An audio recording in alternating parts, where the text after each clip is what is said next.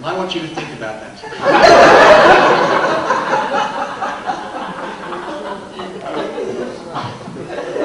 We want the little boy to win, don't we? But life isn't like that, is it? Sometimes life is just a us. Why is it that some, real pricks just seem to sail through life without a care of the world, and really good, kind people seem to suffer so much? Why is it that people's legs seem to stop walking the moment they step on an escalator? And why is it that drivers wearing hats cause so many accidents? We don't know why, do we? We just know that they do. It's a mystery. But I know some of you will use them.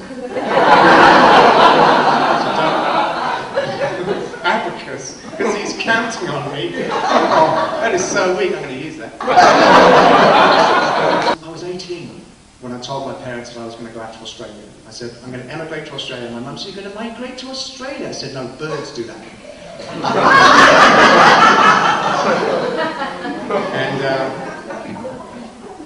I actually left on a ship. I didn't really have much of an idea about what Australia was going to be like, to be honest. I lived in Wales then, and like many British immigrants, we didn't really have a great understanding of what it was like here. And I also had a bit of a superiority complex, like many British immigrants. It was a bit like, Mummy, Daddy, I'm going to Australia, it's an adventure. Yes, I'll show those colonial thing or tweet. And when I got here, very quickly got my head punched in.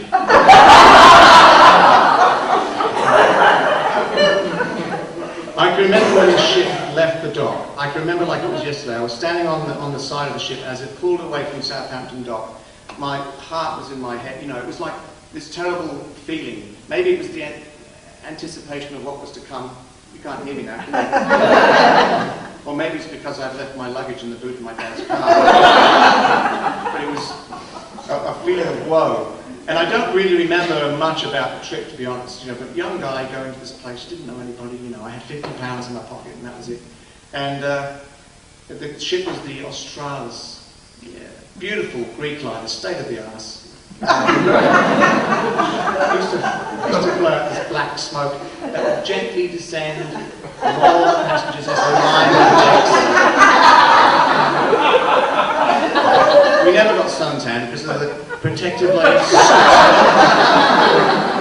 And I was the youngest one in the cabin. There were 6 guys, all of us single guys going out there. I was the youngest. They were in their mid to late 20s, some of them even in their 30s.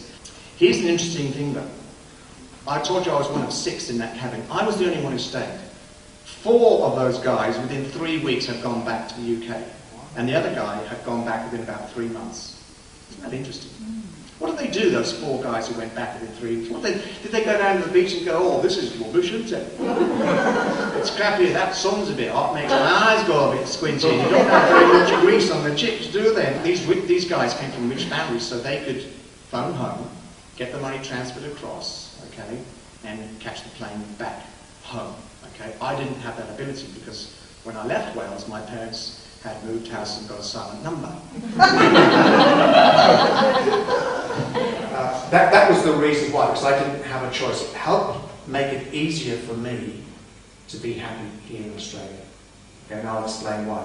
We've all got frontal lobes, right? Prefrontal cortex. And that has many, many functions. It's relatively new in human development. But one of the key, there's a few key things it does. One of the key things it does is helps us to simulate a situation. Okay? If I were to tell you, for example, that after the show we're going to go outside there, we're going to have a nice bowl of strawberries with cat poo. Right? You don't actually have to taste that to know whether or not you like it. Okay? Even cat lovers would say, I'm allergic to strawberries. So. Now there's a really well-known psychologist in the States called Dan Gilbert.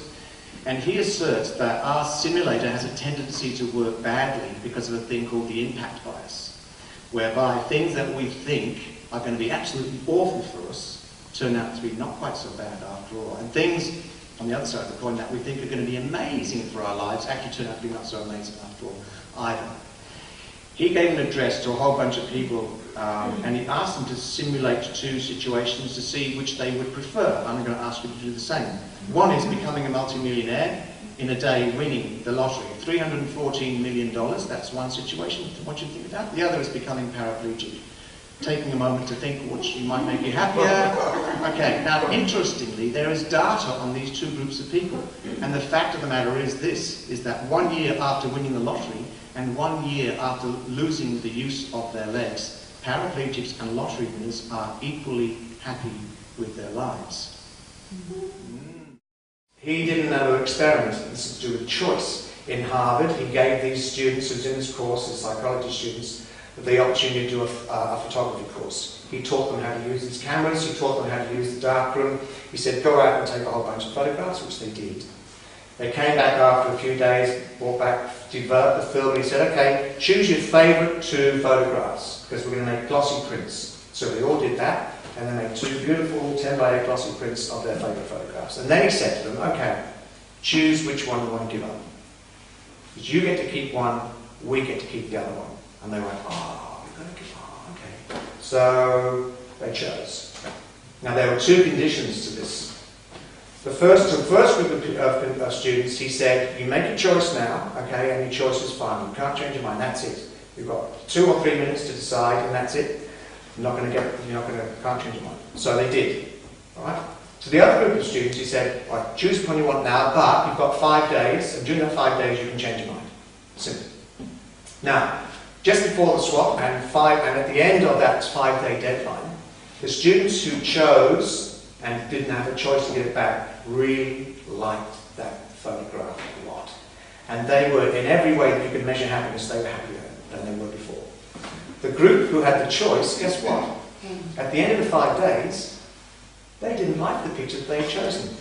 Even after the swap, even after the deadline had expired and they'd chosen the one they wanted the most, they didn't like it. And they were not happy as the other group were, as happy as the other group were. Why? Because the reversible condition, the ability to change your mind, is not conducive to synthesizing happiness. And that, I think, is why there are so many whinging, miserable, pommy bastards in Australia.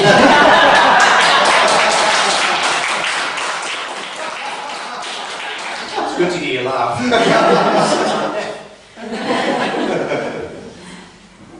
The bard, Shakespeare, said it best of all. He said, there is nothing good nor bad, but thinking makes it so, which was from Hamlet. Hamlet, the Prince of Denmark, of course. Interestingly, I was in Denmark in February. So everything is intertwined. I was over there doing some work, visiting this crazy musicals producer over there. Here's an interesting fact. In the last 30 years, they do these surveys of the happiest people on Earth. Guess who are the happiest people on the planet? The Danish. Danes are happy. They are the happiest people on the planet Earth. Why? I mean, it isn't because of the weather, because the weather is pretty crap, to be honest. It isn't because of the mountain air they breathe, because it's as flat as a pancake. They're all heavy smokers, pretty much. They're heavy drinkers. Their neighbours, the Norwegians, have more money, and the Swedes, their other neighbours, are healthier and I think better looking. So, why are the Danish so bloody happy? Do you want me to tell you why? They did all these studies and they figured out, it came down to this simple thing, that their expectations are pretty low. So by having modest expectations, one is rarely disappointed. It's as simple as that. So you could be a Danish person, if you're riding your bike, okay, and you break your arm, you go, oh shit, that hurt my arm. But it wasn't my leg, that would have been worse. Let's go drink, have a celebration. The theory that we lose a part of our brain function when we go overseas and come to us. We leave a little bit behind. And it's different for each nationality. You know, the Americans, they leave behind their sense of colour coordination. English people just ask dumb questions. Excuse me, what are them little fish there called? Why are they white bait, innit? Yeah. Do you mind taking the bones out? Well, Australians, I reckon in many instances, on the way to the airport, we leave the whole frontal lobe of the taxi. There you go, yeah. I'm from Australia. You might have guessed from the flag I got tied like a Superman cape. This is me mate Wayne and that's Nugget. How's it going? Anyway, nice party you got here. I thought I might just show you my ass.